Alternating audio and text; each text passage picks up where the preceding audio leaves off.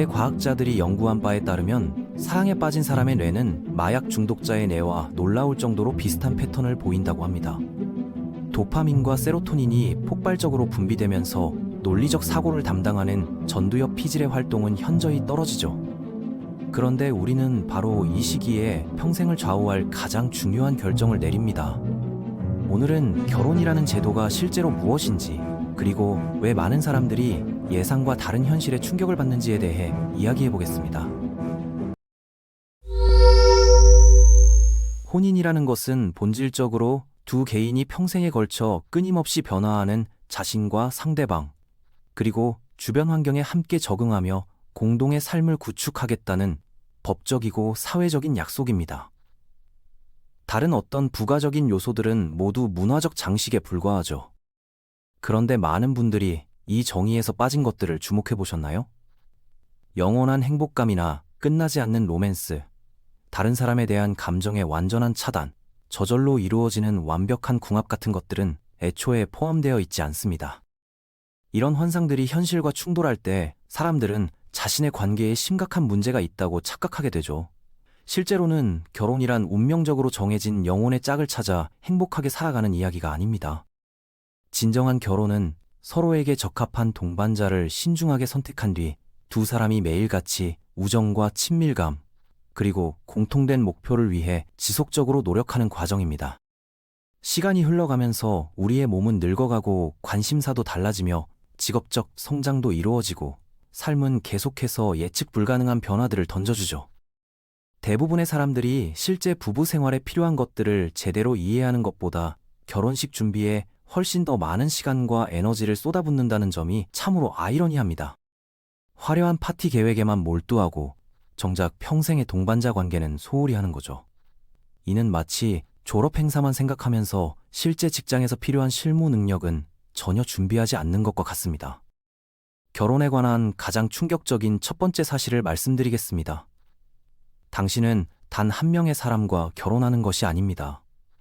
수십 년이라는 긴 시간 동안 그 사람이 보여줄 수많은 다른 모습들과 함께 살아가겠다고 약속하는 것이죠. 25살에 서약을 나눈 그 사람이 35, 45, 65이 되어서도 똑같은 사람일 리는 없습니다. 사람들은 직업을 바꾸기도 하고 새로운 취미를 개발하기도 하며 건강상의 어려움을 겪기도 하고 소중한 사람을 잃는 상실도 경험합니다. 성공적인 부부관계를 유지하려면 상대방이 새로운 모습을 보여줄 때마다 그 사람을 다시 선택하는 과정을 반복해야 합니다. 어떤 커플들은 함께 성장해 나가지만 다른 커플들은 점점 멀어져 갑니다. 이런 차이가 생기는 것은 단순한 운의 문제가 아닙니다. 두 사람 모두가 변화하는 과정에서도 서로 간의 연결고리를 유지하기 위해 얼마나 적극적으로 노력하느냐에 달려있죠. 결혼 생활을 구원할 수 있는 두 번째 핵심 사실입니다. 결혼이란 사실 세 가지 서로 다른 관계가 하나로 합쳐진 복합체이며 이 세 영역 모두 꾸준한 관리와 노력이 필요합니다. 우정과 연인 관계, 그리고 사업 파트너십이 바로 그것입니다. 대부분의 부부들이 이 중 한두 가지만 신경 쓰고 나머지는 방치하면서 왜 관계가 불완전하게 느껴지는지 궁금해하죠. 우정 관계는 서로의 존재 자체를 즐기고 함께 보내는 시간을 소중히 여기며 상대방을 가장 좋아하는 사람으로 여기는 것입니다. 이 우정이 사라지면 법적으로만 묶인 룸메이트가 되어버리죠. 연인 관계는 육체적 친밀함과 감정적 유대감, 그리고 의식적인 노력을 통해 서로에 대한 설렘을 지속시키는 것을 의미합니다. 로맨스가 없어지면 어떤 특별함도 없는 그냥 친구가 되어버립니다. 사업 파트너십은 팀으로서 재정 관리와 집안일 분담, 육아 방침, 미래 계획 등을 함께 처리해 나가는 것이죠. 이 부분이 무너지면 불공평한 부담 때문에 원망이 쌓여갑니다. 이 세 가지 모두가 반드시 필요합니다. 단순한 우정만으로는 지루해지고 로맨스만으로는 깊이가 없어지며 사업적 관계만으로는 차가운 거래가 되어버리죠. 가장 견고한 결혼 생활을 하는 부부들은 이 세 영역을 모두 지속적으로 가꾸어 나갑니다. 결혼에 관한 세 번째 불편한 진실을 말씀드리겠습니다. 사랑만으로는 절대 충분하지 않다는 것입니다. 일시적인 감정적 끌림보다는 실질적인 양립 가능성이 훨씬 더 중요하죠. 공통된 취미 활동보다는 공유하는 인생 가치관이 더 중요하고 변하기 쉬운 감정보다는 변하지 않는 헌신이 더 중요합니다.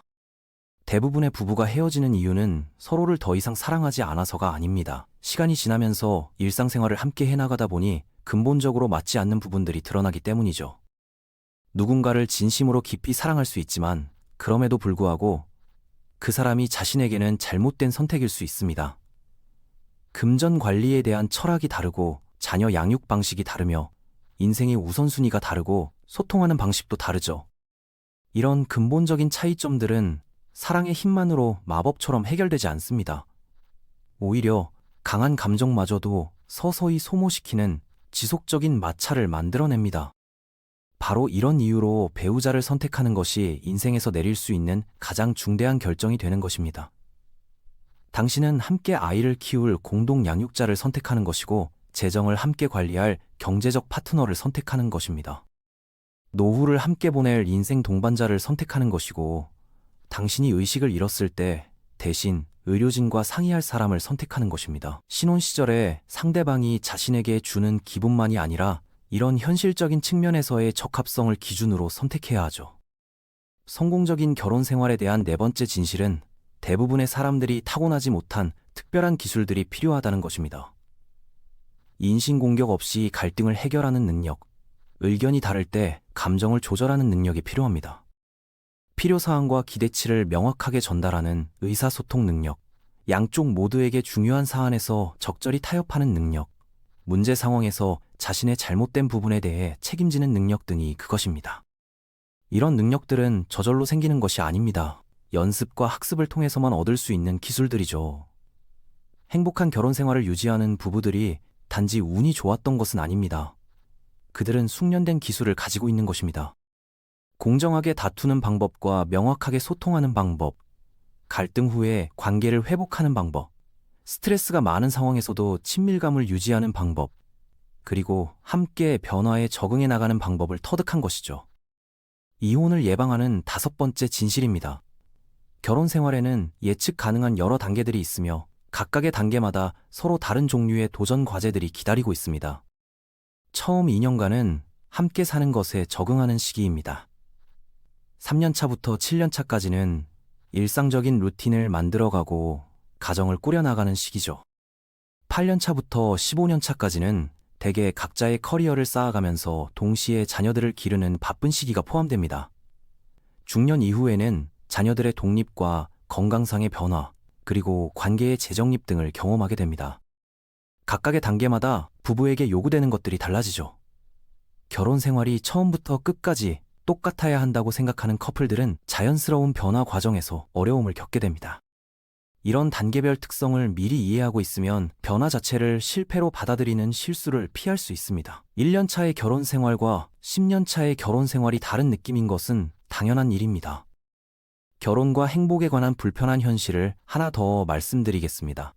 결혼이 당신을 행복하게 만들어주지는 않습니다. 행복한 개인이 행복한 부부 관계를 만들어 나가는 것이죠. 만약 혼자 있을 때 불행하다면 결혼한다고 해서 그 문제가 해결되지는 않습니다. 오히려 법적 계약과 다른 사람을 돌봐야 한다는 책임감 때문에 더욱 복잡해질 뿐이죠. 결혼은 당신이 이미 가지고 있는 상태를 증폭시키는 역할을 합니다. 전반적으로 만족스럽고 안정적이며 충실한 삶을 살고 있다면 결혼은 그런 긍정적인 면들을 더욱 강화시켜줄 수 있습니다. 반대로 불행하고 불안하며 불만족스러운 상태라면 결혼은 그런 부정적인 측면들을 더욱 악화시킬 뿐입니다. 바로 이런 이유로 결혼 전에 자기 자신을 충분히 가꾸는 것이 중요합니다. 감정 조절 능력을 기르고 경제적 안정성을 구축하며 개인적인 목표와 정체성을 확립해야 합니다. 이런 것들은 결혼 서약을 한다고 해서 마법처럼 생겨나는 것이 아니니까요. 이제 결혼이 실제로 실패하는 진짜 이유에 대해 이야기해 보겠습니다. 많은 사람들이 불륜이나 돈 문제 혹은 감정적 거리감이 이혼의 직접적인 원인이라고 생각합니다. 하지만 그것들은 증상일 뿐입니다. 부부가 더 이상 친구로서 지내지 못하게 되면 결혼은 실패로 향합니다. 함께 즐거운 시간을 보내는 것을 멈추고 의미 있는 대화를 나누지 않으며 서로의 동반자 역할을 즐기지 못하게 되는 것이죠. 지속적인 비판이 계속되면 결혼은 파탄납니다. 파트너의 구체적인 행동 대신 그 사람의 인격 자체를 공격하고 존경심 대신 경멸감을 드러내며 방어적인 태도 때문에 문제에 대한 건설적인 논의가 불가능해질 때 말이죠. 감정적 욕구가 너무 오랫동안 무시당해서 원망이 주된 감정이 되어버리면 결혼은 무너집니다. 파트너 중 한 명이나 둘 다 자신이 보이지 않는 존재가 된 것 같고 고마움을 받지 못하며 당연한 것으로 여겨진다고 느끼게 되는 것이죠. 이런 실패들은 하나의 큰 배신 사건으로 갑자기 일어나는 것이 아닙니다. 수천 번에 걸친 작은 소홀함들이 천천히 쌓여서 만들어지는 결과입니다. 불륜 자체가 결혼을 파괴한 것이 아니라 그 이전에 이미 수년간 지속된 감정적 단절이 관계를 망가뜨린 것이죠. 다시 말해서 튼튼한 부부 관계를 만들려면 작은 문제들이 큰 위기로 커지기 전에 매일매일 해결해 나가야 합니다. 서로의 마음 상태를 정기적으로 확인하고 방해받지 않고 온전히 함께 보내는 시간을 의도적으로 만들며 꾸준히 감사를 표현하고 작은 짜증들이 큰 분노로 키워지기 전에 미리 해소해야 하는 것입니다. 실제로 성공적인 결혼 생활이란 이런 모습입니다. 서로 잘 맞는다는 판단하에 상대방을 선택한 두 사람이 공유하는 경험들을 통해 적극적으로 우정을 가꾸어 나가고 의도적인 친밀함으로 로맨스를 유지합니다. 그들은 서로의 필요사항과 감정에 대해 명확하게 소통합니다. 상대방의 인격을 공격하지 않으면서도 문제에 대해서는 당당히 맞섭니다. 갈등이 있은 후에도 앙금을 남기지 않고 빠르게 관계를 회복하죠. 서로의 성장과 변화에 대해 호기심을 유지하며 새로운 상황에 함께 적응해 나갑니다. 배우자가 자신의 모든 필요를 다 채워줄 것이라고 기대하지 않습니다. 결혼 생활 외에도 개인적인 정체성과 친구 관계, 개인적 관심사를 유지해 나가죠. 상대방이 영원히 똑같이 머물러 있기를 바라기보다는 서로의 성장을 응원하고 지지합니다. 가장 중요한 것은 그들이 결혼을 단지 결혼식 날 한 번 한 약속이 아니라 매일매일 새롭게 하는 선택이라는 것을 이해한다는 점입니다. 매일 아침 일어나서 자신의 행동을 통해 파트너를 다시 선택하는 것이죠. 감정이라는 것은 변하기 마련이니까요. 감정이 바닥에 있을 때 당신을 지탱해주는 것은 바로 헌신이라는 약속입니다. 결혼을 고려하고 계신 분들이 반드시 알아두셔야 할 것들이 있습니다. 가능성이나 잠재력과 결혼하지 마세요. 현재의 모습과 결혼하세요. 누군가가 앞으로 변할 거라는 기대를 가지고 결혼하지 마세요. 지금 현재의 가치관과 생활 방식이 이미 당신과 잘 맞는 사람을 선택하세요. 외로움을 해결하거나 주변의 사회적 압력에 굴복해서 결혼하지 마세요. 진심으로 잘 어울리는 사람을 만났고 그 사람과 함께 인생을 즐겁게 만들어갈 수 있다고 확신할 때 결혼하세요. 연애 초기에 화학적 반응이 한창일 때는 결혼 결정을 내리지 마세요. 그런 신경 전달 물질들이 정상 수준으로 돌아가서 서로를 객관적으로 볼 수 있게 될 때까지 기다리세요. 만약 2년이 지난 후에도 여전히 적극적으로 서로를 선택하고 있다면 그것은 의미 있는 신호입니다. 그리고 이미 결혼해서 어려움을 겪고 계신 분들은 결혼 생활이 개발할 수 있는 기술이라는 점을 이해하시길 바랍니다. 오래도록 함께하는 커플들이 단지 운이 좋았던 것만은 아닙니다. 그들은 동반자 관계를 효과적으로 만들어 나가는 소통 기술과 갈등 해결 기술을 배우고 발전시키는 데 전념한 사람들이죠. 결혼은 완벽한 사람을 찾는 것이 아닙니다. 올바른 파트너가 되는 것과 올바른 파트너가 되기 위해 꾸준히 노력하는 사람을 선택하는 것입니다. 두 사람이 모두 지속적으로 그런 노력을 기울일 때 결혼 생활은 성공할 수 있습니다.